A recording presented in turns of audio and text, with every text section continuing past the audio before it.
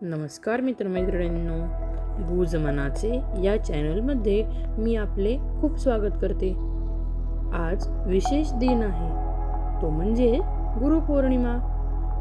तर गुरुपौर्णिमेच्या निमित्ताने गुरु शिष्यांच्या नात्यावर आधारित एक सुंदर कथा आहे. ही कथा आदिशक्ती आणि पहिले गुरु यांच्याबद्दल आहे.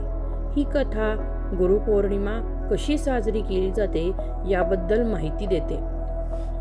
आपण कथा ऐकूया.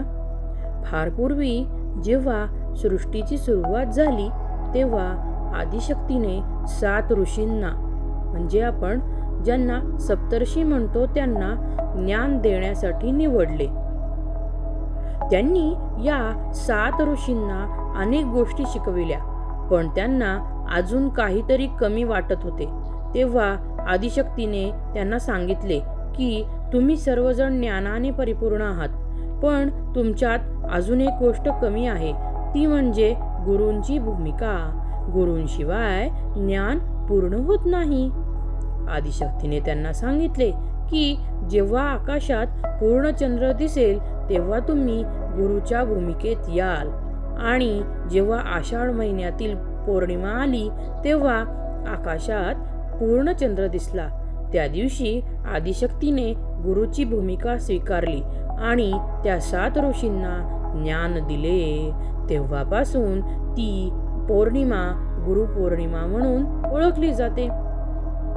या कथेचा थोडक्यात अर्थ पाहायचा झाला तर या कथेचा अर्थ असा आहे की गुरु हा शिष्यांसाठी मार्गदर्शक असतो. तो शिष्याला योग्य ज्ञान देतो आणि त्याला त्याच्या आयुष्यात यशस्वी होण्यासाठी मदत करतो. गुरुपौर्णिमा हा दिवस गुरुजनांचा सन्मान करण्याचा दिवस आहे. याचं महत्त्व: गुरुपौर्णिमा हा दिवस गुरुजनांबद्दल आदर आणि कृतज्ञता व्यक्त करण्यासाठीचा खास दिवस आहे. या दिवशी शिष्य आपल्या गुरूंना भेटून त्यांचे आशीर्वाद घेतात. या दिवशी गुरु आपल्या शिष्यांना ज्ञान आणि मार्गदर्शन देतात. गुरु आणि शिष्याचं नातं हे खूप खास असतं. गुरु हा शिष्यासाठी एक मार्गदर्शक, मित्र आणि पालक असतो. गुरु शिष्याला योग्य मार्ग दाखवतो आणि त्याला त्याच्या आयुष्यात यशस्वी होण्यासाठी मदत करतो. गुरुपौर्णिमा आणि व्यास यांचे हे एक महत्त्व आहे. गुरुपौर्णिमा हा दिवस महर्षी व्यास यांच्या जन्मदिवशी साजरा केला जातो.